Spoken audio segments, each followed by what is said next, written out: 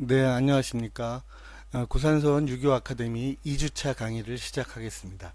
이번 강의를 맡은 저는 군산대학교 역사철학부에서 학생들을 가르치고 있는 박항래라고 합니다. 1주차 강의에 이어서 2주차 강의도 제가 담당하게 되었습니다. 이번 주차에 여러분에게 말씀드릴 내용은 앞에 화면에서 보시는 것처럼 노사 기정진 선생님의 생애와 사상이 되겠습니다. 제가 강의한 준비한 것은 총 5개 목차로 되어 있습니다. 그래서 1차 시에는 주로 기정진 선생의 생애와 학문 활동에 대해서 좀 자세히 살펴보고, 2차 시에서는 앞에 보이시는 것처럼 노사학파의 형성, 노사 선생의 성리설과 그 성리설에 대한 학술 논쟁, 그리고 노사 선생이 제시한 위정척사론, 그리고 노사 선생의 학맥의 계승과 노사학파가 어떻게 확대되었는지, 이런 부분을 살펴보도록 하겠습니다. 뭐 다 아시긴 하겠지만 19세기 초중반부터 20세기를 관통하면서 호남 지역, 특히 전남 지역을 중심으로 전개되었던 유학 사상의 중심에는 노사 기정진 선생이 있습니다. 이 노사 선생은 이 조선 유학의 6대가 중에 한 분으로, 그리고 근대 유학의 3대가 중에 한 분으로 손꼽히는 당대 최고의 학자다라고 볼 수가 있습니다. 대개의 조선시대 유학자들을 보면은 특정한 스승이 있고, 그 스승의 학맥을 이어서 자신의 학문과 사상을 전개하는 경우가 대체적인데, 이 노사 선생 같은 경우에는 뚜렷한 스승이 없습니다. 물론 노사 선생에게 영향을 준 학자가 없지 않지만, 노사 선생 같은 경우에는 스스로 홀로 독자적으로 학문적인 노력, 그리고 끊임없는 사색을 통해서 조선 유학의 특징적인 학문 체계를 구축했고, 그 명성이 전라지역, 호남, 지금으로 친다면 전라남북도를 넘어서 영남 지역으로까지 확대되어졌고, 전국적으로도 최고의 학자다라는 평가를 생전에 받았던 인물이다, 이렇게 볼 수가 있습니다. 그래서 19세기 초중반 그리고 20세기에 걸쳐서 한국 유학을 대표하는 성리학자가 누구냐라고 할 때는 노사 선생이 결코 빠지지 않는다라는 거예요. 대부분의 유학자, 성리학자들 같은 경우에는 뭐 이기심성론 같은 성리설을 제기하는 것에 그치는 경우가 적지 않은데, 노사 선생 같은 경우에는 19세기 중반 이후에 조선이 당면하고 있었던 시대적인 문제, 이런 것에 대해서도 아주 뚜렷한 입장을 제시했고, 그리고 이러한 입장들이 당시 백성들의 호응이 굉장히 높았어요. 이제 그런 만큼 학문과 사상, 실천의 측면에 걸쳐서 당대를 대표하는 학자다라고 이해하시면 되겠습니다. 그래서 제가 이 화면 끝에 적어 놓긴 했지만, 조선 성리학을 대표하는 6대가 뭐 퇴계 이황이라든가 율곡 이, 그리고 화담 서경덕, 이런 분들과 그 어깨를 나란히 하는 대표적인 학자로 평가받고, 화서 이학노라든가 한주 이진산 선생 같은 분과 더불어서 한국 근대 유학을 대표하는 3대가 중에 한 분이다 라는 평가를 받는다, 이렇게 일단 이해하시면 좋을 것 같습니다.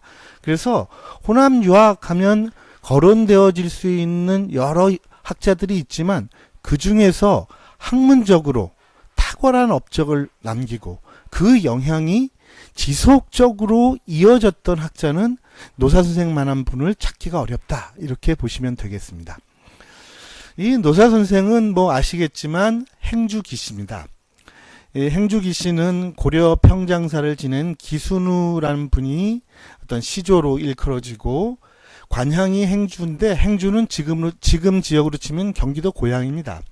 그래서 대대로 경기도 고양 지역에 살다가 15, 16세기에 특히 사화기에 기묘사화로 인해서 이 조광조가 능주로 유배되어지고, 조광조와 함께 이 개혁 정치를 주도했던 인물 중에 한 분이 이 복제기준이라는 분이 계십니다.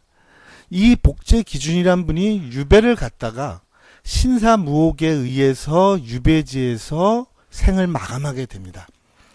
그러니까 조선시대 같으면 지금은 있지 않지만 과거에는 연좌제 같은 게 있지 않습니까? 그래서 특정한 인물이 무슨 문제가 생겨서 차명을 당하게 되면 그러한 영향이 그 가문에 영향을 미치게 되고, 그러다 보니까 신사무옥에 의해서 복제 기준 선생이 생을 마감하게 되니까 둘째 형이었던 기원, 넷째 형이었던 기진이란 분이 가족들을 데리고서 광주 지역으로 이거하게 됩니다. 근데 이렇게 됨으로 해서 행주 기씨들이 전라도 광주 지역을 중심으로 해서 자리를 잡게 되어지고 대대로 호남 지역에 살게 되었습니다. 노사 선생 같은 경우에는 바로 직계 선조는 아니지만 바로 기진이라는 분의 넷째 아드님이 바로 고봉 기대승이라는 분이죠. 고봉 기대승은 퇴계 선생과 더불어서 사단칠정 논쟁을 벌일 정도로 16세기의 호남을 대표하는 성리학자였고, 이런 것들 바로 학문적으로 탁월했던 이 기대승 선생, 고봉 선생 같은 이러한 학문들이 바로 행주기씨 가문의 가학 전통으로 자리 잡히게 됩니다. 근데 이렇게 되어졌던 가학이 아주 호남 지역에서도 뚜렷한 그러한 면모를 가지게 됨으로 해서 노사 선생의 10대조인 기원 선생 가문에서 기호관 선생을 비롯한 주목할 만한 문인들이 배출되어집니다. 이 기호관 선생 같은 경우에 대해서는 노사 선생도 이분에 대한 추승 사업들을 벌이게 되는데, 당시 호남을 대표했던 하서 김인우 선생이라든가 일제 이양 선생의 문화에서 학문을 익혔고, 또 같은 가문의 인물이었던 기대승 선생 문화에도 출입하면서 오로지 학문에만 열중하고 후진양성에 주력해서 당시에 호남을 대표하는 은덕군자로 불리었습니다. 이제 이렇게 호남 지역으로 이거해서 기대승 선생을 포함해서 기정진 선생의, 노사 선생의 선조이신 기원 선생의 가문에서도 탁월한 학자가 배출되어지고, 이러한 가학 전통이 수립됨으로 해서 계속 이러한 학문이 이어질 수 있게 되어지는 거죠. 그런 분들 가운데서 노사 선생의 5대 조상이신 송암 기정익 선생이 17세기 기호학파의 태두인 우암 선생 문화에 출입하면서 바로 우암 학파의 일원으로 자리 잡히게 됩니다. 이 송암 선생 같은 경우에는 최근에 이제 연구가 이루어지고 있는데, 송암 선생 같은 경우에는 이 우암 선생 문화에만 그냥 출입해서 문인으로만 이름을 올린 게 아니라 구체적으로 다양한 성리학 주제에 대해서 논쟁을 벌이게 되고, 그래서 호남 지역의 17세기의 이런 유학적 기풍이 끊어지지 않도록 이어나가는데 핵심 역할을 했던 분이 바로 송암 선생이다 라고 기억하시면 되겠습니다. 이렇게 기대승 선생, 기호관 선생, 기정익 선생, 이렇게 이어지는 가문의 학문 전통들이 그렇게 행주기씨, 노사 선생 가문에 있었고, 이제 이러한 가운데 노사 선생 같은 경우에는 가정적으로 조금 불우했던 것 같아요. 그래서 조부모님이 일찍 사망했고, 그리고 기정진 선생의 부친이었던 기재우 선생이 두 딸과 함께 바로 백부인 기태훈 선생에 의해서 양육되어지는 이러한 모습들이 있었습니다. 그러다가 남원 지방의 유력한 가문에 이었던 권덕원 선생의 딸과 바로 기정희 선생의 부친이었던 기재우 선생이 결혼을 하게 되고, 그리고 당시 18세기 말쯤에 바로 이 장성을 포함했던 여러 지역에 흉변이 계속되어지니까 기정진 선생이 태어나기 3개월 전에 순창으로 이주하게 됩니다. 그래서 기정진 선생이 순창에서 태어나게 된 거죠. 그래서 기정진 선생이 태어난 곳은 전라북도 순창군 조동에서 태어났습니다. 그래서 1798년 6월 3일에 음력이죠. 이때 순창군 조동에서 태어났는데, 바로 어머니, 바로 권씨 부인이 태몽이 바로 얼굴에 금빛 얼굴한 대인이 나타나서 어린 아이를 품에 안겨주는 그러한 꿈을 꾸고 10달이 아니라 12달 만에 태어났다고 합니다. 그래서 바로 얼굴, 금빛 얼굴을 한 대인이 바로 사내 아이를 주었다는 꿈, 이런 것 때문에 바로 어릴 때는 금사라고 불렀다고 합니다. 근데 자죠. 이제 예전에는 이름을 함부로 부르지 않죠. 그래서 자가 있어서 자를 부르게 됩니다. 그래서 어릴 때는 금사라고 하는 자를 썼고, 이제 나이가 들면서 대중이란 자를 썼다라고 합니다. 이렇게 태몽이 남달랐고, 그러다 보니까 태어나면서부터 아주 출중했던 분이 바로 노사 선생이었습니다. 3살 때부터 뛰어나고 장중한 거인의 기상이 있었고, 4살 때 스스로 먼저 배움을 청할 정도로 아주 탁월했다라고 합니다.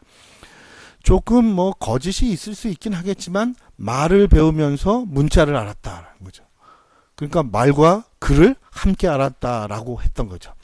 이제 이런 노사 선생이었지만 몸이 허약하고 병치레가 잦아서 어려서 일찍이 4살 때 배움을 청했다라고 해서 바로 학문에 들어가지는 못했습니다.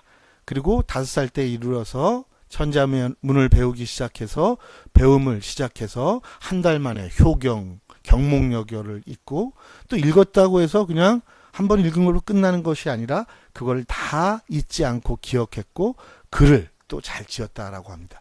뒤에 우리가 한번 확인해 볼 텐데 바로 이 글을 잘 지었다라고 하는 것들이 여느 글하고 다릅니다. 노사 선생이 어릴 때 글을 지은 거 보면 학문적 깊이를 가늠할 수 없을 정도로 굉장히 심오했던 생각들이 있었던 것 같아요. 그런데 안타깝게도 이 5살 때 들어와서 12월 달에 홍역을 앓기 시작합니다. 그리고 마을의 천연두가 유행하면서 바로 여기에 걸리고 말았습니다. 그러니까 부친 기재호 선생께서 이 탁월했던 어린 아들을 어떻게 하든지 치료하기 위해서 여러 가지 백방으로 약을 구해서 치료했지만 결국은 왼쪽 눈을 실명하게 됩니다. 근데 이것 때문에 지금도 회자되고 있는 얘기가 있죠. 노사 선생에 대해서. 장안만목, 불여 장성일목이다. 장안에 수많은 사람, 장안하면 이제 서울이죠. 한양. 중국의 수도가 장안이라고 하는데 수많은 사람들, 이런 사람들이 장성고을에 있는 눈 하나 없는 사람만 갖지 못하다라고 할 정도로 기정진 선생님께서 아주 탁월했다라고 하는 것을 확인해 볼 수 있습니다. 이렇게 질병으로 인해서 한쪽 눈을 잃었음에도 불구하고 노사 선생님께서는 어릴 때부터 경전을 비롯해서 다양한 책들을 읽어나갔고, 바로 이런 학문적 성취가 탁월했으니까 종조부였던 기태검 선생 같은 경우에 와, 우리 집안에 이 탁월한 인물이 났다라고 극찬을 아끼지 않았다라고 합니다. 그래서 이렇게 학문을 이어나갔던 이런 노사 선생의 탁월함을 확인해 볼 수 있는 게 7살 때 지었던 시 역마석이라는 시를 보면 알 수가 있습니다. 보시면은 바로 천동지정리 오반 마석간 이렇게 되어 있습니다. 하늘이 움직이고 땅이 고요한 이치를 나는 맷돌에서 보았다. 이 돌 2개가 돌아가는 이러한 것을 보면서 천지의 이치를 보았다라고 시로 지었다는, 상당한 거죠. 벌써 이치에 대한 거, 리에 대한 이해가 있었다라는 거죠. 그리고 7살 때 지었던 하서 선생의 영천시를 차원해서 지었던 시에도 이러한 것들이 나타나죠. 하늘은 푸르고 푸른 것은 현묘함을 만드니 그 높음은 끝이 없고 광대함은 끝다는 데가 없네. 그에 따라 사람이 선악의 은혜를 갚아 베품이 빠르니 지극한 이치가 밝고 밝아 문득 연인 것 같네. 7살짜리 어린아이가 천지의 이치에 대한 논의를 하고 있다라는 거죠. 이제 이럴 정도로 학문적 탁월성을 보였기 때문에 바로 이 노사 선생을 봤던, 어린 노사 선생을 봤던 어른들도, 선비들도 이구동성으로 이거는 선천적인 신동이다라고 했던 거죠. 바로 이렇게 노사 선생이 어려서부터 학문적 탁월성을 보였을 때 눈여겨봤던 인물이 하서 선생, 울산기시 집안의 김장환이란 분이었습니다. 이 김장환이란 분은 노사 선생이 성장하는데 아주 도움을 많이 주신 분이에요. 근데 이분이 바로 평가하기를, 노사 선생을 예로부터 신동들 부박하다, 얇다, 재주는 승하지만 바로 덕 같은 것도 없고 얄팍하다라고 하는데 노사 선생은 그렇지 않았다는 거죠. 성정이 깊고 차분해서 겉으로 드러나지 않으면서도 대범하고 과묵하다. 바르고 정하다. 덕을 마음속에 지니고 있다. 재주가 밖으로 드러나지 않지만 그 기운이 참으로 큰 사람이다. 그래서 바로 김장환이란 분은 노사 선생을 함부로 이름을 부르지 않았다라는 거죠. 어린아이, 7살짜리 어린아이 보고 뭐라고 했어요? 야, 뭐 누구야? 이렇게 부르겠는데 워낙 탁월하니까 이름을 부르지 않았다라는 거죠. 그때 장성에서 아주 대표적인 문신이었던 이윤성 선생도 바로 질이 문보다 앞서고 리가 조보다 뛰어나니 글을 토해내는 것이 법도가 있고 말을 내는 것이 도에 가깝다라고 평가할 정도로 어려서부터 바로 장성 지역의 대표적인 학자들, 문인들이 노사 선생의 어떤 능력들을 탁월함을 보였다라는 거죠. 벌써 이제 10대에 들어서 대학연이 바로 이것은 어떤 경세를 펼칠 수 있는 그러한 논의들인데, 이러한 전적들을 읽고 성현의 책을 보면서 그냥 책의 내용만 암기하는 정도가 아니라 그것을 깊이 있게 읽고 사색하는 이런 것들이 있었다라는 거죠. 근데 이렇게 학문적 명성이 높아가니까 순창 군수였던 이광헌이란 분이 격려하는 편지를 보내서 한번 만나자라고 했는데, 노사 선생이 10대 어린 노사 선생이 보내주신 뜻 알겠다. 그렇지만 그렇게 해서는 안 된다. 굶고 황폐한 백성을 위해서 선정을 베푸는 것이 우선이다라고 해서 정중히 거절했다라고 하는 것들입니다. 이만큼 10대에 바로 탁월함을 보였으니까 바로 당시에 지금으로 치면 한 시장이나 군수쯤 되겠죠. 이런 분들이 격려하려고 하는데 그것들도 아주 정중하게 거절하면서 목민관으로서 제대로 정사를 베풀면 좋겠다라고 얘기하는 것들이죠. 이제 이렇게 되어지니까 바로 당시 창평에 이남에 있는 춘추전 기문 이런 것들을 지어달라고 노사 선생님이 부탁했고, 바로 처음에는 거절했다가 바로 그 글을 지었다라는 거죠. 그래서 그 10대 때 지은 글을 한번 보십시오. 우리 동방 한 지역의 대명유신은 해외의 번신으로서 종국을 회복하고 화란을 제거하는 데 뜻을 두어야 한다. 오직 우리 효정 대왕께서 또한 그 가히해서는 안 되는 것을 알면서도 행하셨으니 실로 이는 공자의 대일통 춘추의리이니 해가 중천에 뜬 것처럼 환하게 밝힌 것이다. 이에 규방의 부녀자나 초야의 소인들도 모두 가슴속에 춘추를 갖게 되었다. 바로 춘추대의라고 하는 이것이 바로 훗날 위정척사 그리고 의병활도로 연결되어질 수 있는 이 의리정신을 바로 10대 때 바로 글로 보여준 것들이죠. 이렇게 착실하게 학문을 익혀나가면서 살던 순창 지역뿐만 아니라 바로 장성 지역 등지에 좋은 괜찮은 암자들을 찾아서 학문을 익혔습니다. 이제 그렇게 명성이 이어지게 되니까 하서 김인우 후손인 울산 김씨 집안의 김의휴라는 분의 따님과 혼인을 하게 됩니다. 이제 이렇게 김의휴라는 분의 따님과 결혼할 수 있게 되는데 결정적인 역할을 했던 분이 앞서서 말씀드렸던 김장환이란 분이 이렇게 혼맥으로 연결되어 있을 때 역할을 했다라고 해요. 그래서 기정인 선생이 결혼한 이후에 이제 처가가 있었던 장성의 맥동을 바로 왕래했다가 그 지역에 뭐 요괴가 나타난다라고 하는 이런 일이 있었을 때 바로 이 기정인 선생이 왔다 가니까 그런 것이 더 이상 일어나지 않도록 하는 이런 일화가 남길 정도로 아주 탁월한 모습을 보였다라고 합니다. 그래서 10대 중반 이후에도 계속 학문에 집중했던 노사 선생은 안타깝게도 18살 되던 해에 모친도 잃고 부친도 잃는 아픔을 겪게 됩니다. 그리고 나서 바로 이 부모님을 순창 지역에 합장한 이후에 부친의 유명에 따라서 장성으로 이거하게 됩니다. 그리고 3년상을 치른 다음에 처가인 맥동으로 이사하게 됩니다. 이렇게 해서 10대를 보냈던 이러한 노사 선생은 20대에 접어들게 되면서 끊임없는 병치레를 하게 됩니다. 그래서 앞에 제가 적어놓은 것처럼 병마와 싸우면서 끊임없이 학문에 정진하게 됩니다.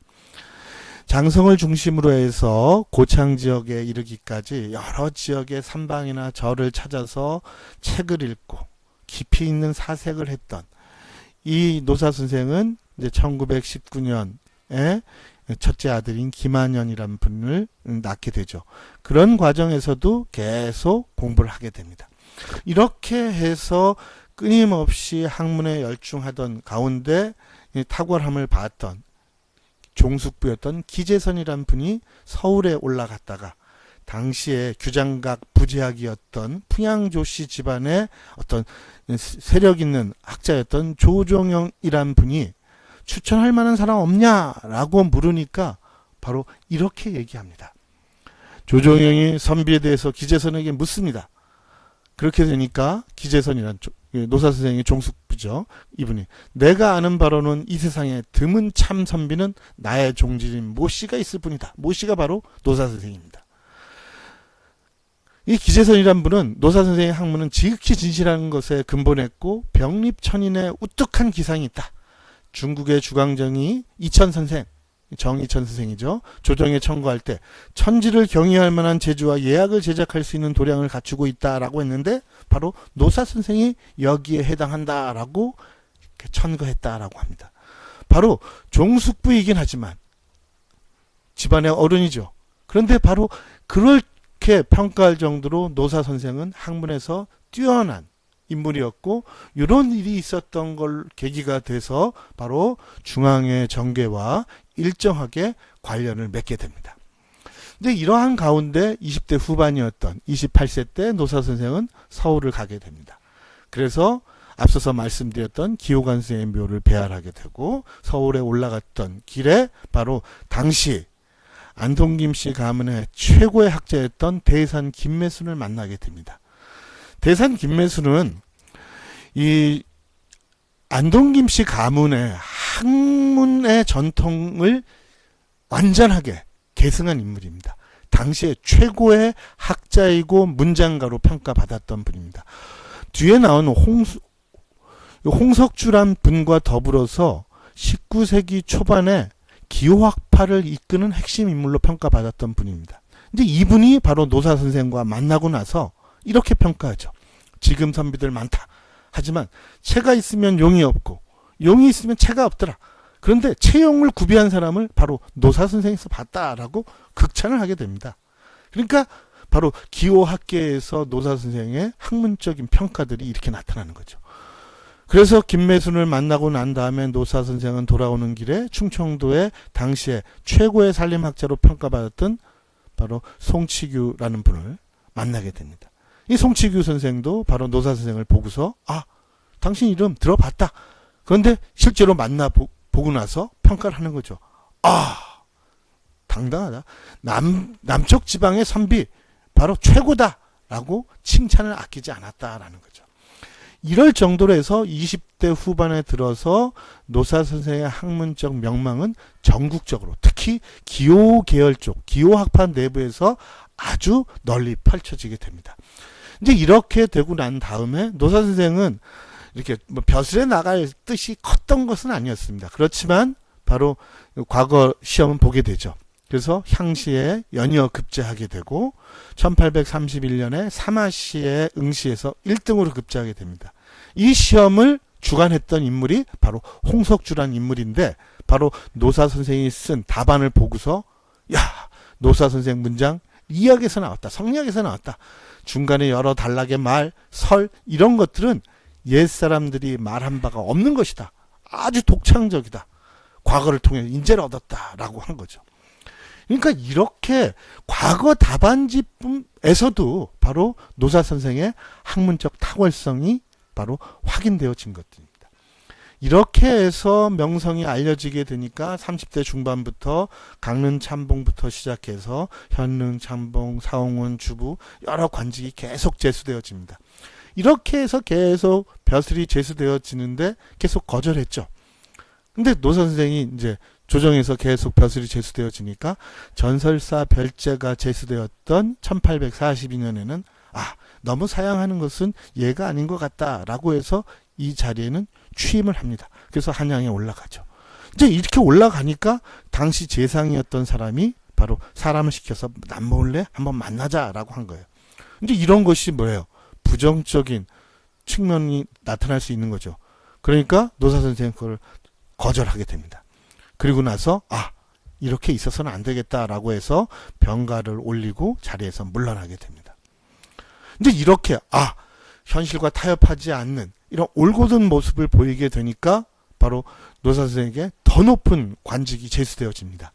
그렇지만 노사 선생은 한 번도 취임하지 않죠. 이 이후에. 그리고 나서 40대부터는 본격적으로 노사 선생만의 아주 출중한 학문 체계를 정립하게 됩니다. 46살 때인 1843년에 문수사 남암이라는 데로 피서를 가서 대표적인 노사 선생의 저작인 나병사의를 저술하게 됩니다. 이 나병사의는 제가 2차 시대 좀 말씀드리긴 하겠지만 18세기 이래로 기호학계를 떠들썩하게 했던 호락 논쟁이라는 것이 있습니다. 인성과 물성, 사람의 본성과 동물의 본성이 같으냐 다르냐, 아직 발현되지 않은 마음의 본체에 선과 악이 있느냐 없느냐, 이런 여러 가지 주제를 가지고 논쟁이 18세기 이후로 끊임없이 지속되어졌는데, 이것을 한 칼에 정리하고자 하는 논리체계를 제시한 것이 바로 나병사의라는 글입니다. 바로 이러한 나병사의를 통해서 호락 논쟁에 대한 여러 가지 논쟁점들을 해소하고자 하는 노사 선생만의 이런 이론을 제시하게 됩니다. 이제 이렇게 노사 선생이 성리설에 대한 논의만 관심을 두었던 것이 아니라 정읍 고암서원에 있는 중수기를 지으면서 어릴 때 제시했던 이 화이론에 입각한 의리정신에 대해서도 제시를 하게 됩니다. 그래서 끊임없이 40대 중반 이후에 이제 학문적인 입장들을 명확하게 제시하게 됩니다. 태극도설의 정자에 대한 문인들의 질문에 대해서 정자설이라고 하는 글을 짓고, 바로 사단칠정 논쟁에 대한 바로 구체적인 입장을 담은 우기라는 글을 저술하게 됩니다. 당시 기호학파의 낙론계열, 바로 서울 지역의 대표적인 학자였던 이응진이란 분이 바로 노사 선생이 탁월한 학문적 입장을 보이고 있으니까 여러 가지 질문을 해요. 앞서서 말씀드렸던 호락 논쟁의 대표적인 쟁점이었던 인성물성 동의에 대한 것들, 심체에 대한 편지를 보내서 질문을 하죠. 여기에 대해서도 답서를 보내면서 명확하게 노사 선생만의 학설들을 제시합니다. 이것 이외에 기호학파에서 맹신하고 있었던 율곡 선생의 이통기국설에 대한 여러 가지 오해들을 불식시키기 위한 이통설이라는 글도 제시하게 됩니다. 이렇게 중년 이후에 접어들어서 노사 선생만의 학문적 입장을 체계화하고 미해결로 남았던 조선성리학의 여러 논쟁에 대해서 구체적인 입장을 제시하면서 기호학파의 최고 학자로서의 입지를 다지게 됩니다. 이제 이렇게 되니까 뭐예요? 명성은 점점점 높아질 수밖에 없죠. 그렇게 되니까 장성 부사였던 정우용이라는 분이 바로 노사 선생을 보고서 바로 청구할 만한 사람 없냐라고 이러한 논의들이 있게 되니까 바로 노사 선생을 청구할 수밖에 없는 거죠. 그렇게 되어지니까 바로 무장현감, 무장은 지금의 고창 지역이죠. 고창 지역에 있었던 바로 무장현감이 제시되는데, 물론 노사 선생은 거절하죠. 그리고 나서 사원부 장령 잇따라서 여러 가지 관직이 제수되어집니다. 하지만 학문의 뜻을 두었던 노사 선생이기 때문에 일체 관직에 나가지 않았습니다. 관직에 나가지 않았다라고 해서 노사 선생이 당시 현실에 대해서를 등한시했느냐? 그건 결코 아니었습니다. 당시에 승지로 활약하고 있었던 같은 집안의 김은현이란 분이 조정에서 논의가 되고 있던 복제에 대해서 질문하니까 그것에 대해서 상세하게 내용들을 정리해서 바로 노사 선생이 보내죠. 그러니까 국가의 주요 사안에 대해서 결코 외면하지 않는 그러한 모습을 보인 거죠. 그러니까 항상 학문에 대해서 집중하고 성리설에 대한 것, 이기심성론에 대한 논의들을 체계화하면서도 국가 운영에 대한 중요한 사안에 대해서 외면하지 않는 그러한 모습을 보였다라는 거죠. 이러한 것들은 노년기에 들어서 노사 선생이 여러 가지 위정척사에 대한 체계적인 논의를 전개하는 이런 것이 나타날 수 있는 것들이 중년기에 이미 있었다라는 것을 확인해 볼 수 있습니다. 다 아시겠지만 1862년에 되면 삼남지방에 호남지방, 경상지방, 충청지역에 여러 가지 민요들이 나타나게 됩니다. 백성들이 못 살겠다라고 들고 일어난 거죠. 그렇게 되니까 조정에서는 이런 것들을 어떻게든지 정리하고자 해서 여러 가지 방안들을 구하게 됩니다. 이때 노사 선생은 임술의책이라고 하는 하나의 책문을 제시하게 됩니다. 그 내용을 보면 아주 탁월합니다. 구체적이고 실천적이에요. 그런데 뒤에 나중에 설명드리겠습니다. 근데 이 대책 말미에 이름을 쓰도록 한 것, 이것은 안 된다 라고 해서 이것을 불사례라고 합니다. 이때 이제 아들이었던 김한현 선생께서 태우지 않고 간직해서 지금까지 전해지고 있고, 그 대책을 봤던 면함 최익현이 시대의 병폐를 적중했다, 모두 시행할 수 있는 것이다 라고 평가하였다라고 합니다. 이제 철종이 사망하고 고종이 등극하게 되니까, 이 고종이 등극하니까 이제 조정에서 노사 선생에 대한 관심이 더욱 깊어지게 되죠. 그렇게 되니까 노사 선생에게 끊임없이 벼슬이 제수되어집니다. 그런데 노사 선생은 또 정중하게 거절하고 벼슬에 오르지 않습니다. 그러는 와중에 바로 병인양요가 발생하게 되고, 이 병인양요에 대해서 노사 선생이 6가지 조목으로 구체적인 방안들을 제시하게 됩니다. 육조서라고 불리는 병인서를 작성한 거죠. 이 상소문을 받아봤던 고종이 아주 놀란 거죠. 탁월한 식전이다, 이렇게 됩니다. 이렇게 해서 병인양요를 물리칠 수 있는 방안들을 조정에 제출하게 되고, 또 프랑스군이 강화도를 함락하게 되니까 그냥 상소문 가지고는 안 되겠다라고 해서 노사 선생은 의병을 일으키려고 합니다. 이렇게 노사 선생이 의병을 일으키려고 하게 되는 소식이 전해지게 되니까 조정에서는 소모사를 이 호남 지역으로 내려보내서 게 되고, 노사 선생은 의병을 일으키려고 했던 것을 중단하게 됩니다. 이렇게 실천적인 모습을 보였던 거죠. 이렇게 시대 문제에 대해서도 관심을 기울였던 노사 선생에 대해서 조정에서는 더욱 높은 관직을 제수하게 됩니다. 이렇게 되니까 취임하지 않고자 했던 노사 선생은 상소문을 통해서 앞으로 어떻게 해야 한다, 특히 지배 계급들이 정신 차려야 한다 라고 하는 것들을 바로 제시하게 됩니다. 이렇게 시대적 혼란에 대해서 성리학적인 입장을 가지고서 구체적으로 실천적인 대책을 제시했던 이 노사 선생은 70세에 접어들어서도 자신이 제시했던 학문적 체계들을 보다 정교하게 다듬고 제자들을 키워내는데 관심을 기울이게 됩니다.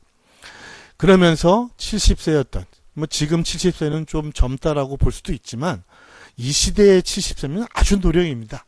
이제 이럴 때에도 실천적인 왕성한 학문 활동을 계속하게 됩니다. 이러면서 바로 이렇게 아주 유명한 얘기들을 남기게 되죠.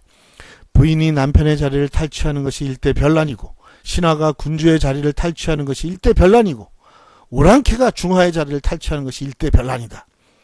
만약 기라고 하는 것이 이치의 자리를 탈취한다면 3대 별난, 3변은 그 다음 일이다 라고 해서 바로 이 현실 세계를 근거짓는 이론적 체계에 대한, 특히 도덕 가치의 근원인 리의 위치를 공고히 하고, 성리라고 하는 이론과 의리라고 하는 현실, 이런 것을 일관되게 체계화하는, 그리고 이것을 실천하고자 하는 뜻을 아주 명확하게 제시하게 됩니다. 이른에 이른 노년임에도 불구하고 이렇게 뚜렷한 학문적 입장을 제시하는 이런 것들은 지속되어지는 것들이죠. 이렇게 돼서 77세 때는 40세 때 저술했던 글을 다시 수정하면서 자신의 이론들을 보다 정교하게 하고, 자신의 아호였던 노사에 대한 자신의 생각을 닮은 일종의 혹이죠. 노사서를 저술하게 됩니다. 이렇게 끊임없이 학문에 정진했던 이 노사 선생은 바로 병자년에 들어서 자식 김한현 선생을 먼저 보내는 아픔을 잃게 됩니다. 그리고 젊어서부터 끊임없이 노사 선생을 괴롭혔던 이 병마와 끊임없이 싸우는 계속 이 병환에 시달리는 와중에 있게 됩니다. 이러다가 바로 병자 수호 조약이 체결됐다는 소식을 듣고서 바로 노사 선생은 시름에 잠기게 됩니다. 이건 결국 뭐예요? 일본의 식민지로 가기 위한 전 단계가 마련됐다라는 거죠. 그러면서 노사 선생은 그런 거죠. 야, 이제 더 이상 이 학문을 한다는 게 무슨 소용이 있겠느냐? 이 세상이 이렇게 다른 나라의 품에 들어가는 이런 아픔을 겪게 됐다라는 거죠. 그리고 이러고 있었던 차에 면함이 도끼를 지고 나가서 상소문을 올리면서 병자 수호 조약에 대한 결사 반대 소식을 전하게 되니까 조금이라도 나아졌구나 라고 하면서 한글의 가요를 짓게 됩니다. 공명도 너하여라 호골도 나 실으라 문 닫으니 심산이요 책편이 사오로다 오라는 데는 없건만은 흥다 하면 갈까 하노라 라고 해서 결국은 이 죽음을 예견하는 이러한 모습들을 보이게 됩니다. 그러다가 말년에 죽음을 앞두고서도 끊임없이 학문에 집중하게 됩니다. 그리고 손자였던 기우만 선생을 시켜서 진원면에 있는 정사를 짓게 하고 거기에 담대원이라고 이름을 붙이면서 돌아가시기 몇 달 전에 주요 제자들을 불러서 바로 자신의 사상이 담긴 글을 보여주고 자신의 학설을 전수하게 됩니다. 그래서 돌아가실 때까지 서책을 놓지 않았다라고 해요. 그러다가 1879년 12월에 세상을 떠나게 됩니다. 그때 연세가 바로 82살이었습니다. 이렇게 노사 선생이 돌아가셨다는 소식이 전해지니까 조정에서 가만히 두지 않겠죠. 그러게서 장례 물품도 보내고 조정에서 관원도 보내서 바로 제사를 올리도록 하고 그렇게 해서 무사히 장례를 치르고 난 다음에 제자였던 조성가 선생께서 1892년에 행장을 짓게 되고 1901년에 면함 최익현이 신도비명을 쓰게 됩니다. 그리고 빠른 시일 내에 어떤 때보다도 어느 학자보다도 먼저 문집이 만들어지게 됩니다. 그래서 문집은 세 차례에 걸쳐서 간행되어지는데 그 자세한 얘기는 뒤에 말씀을 드리도록 하겠습니다.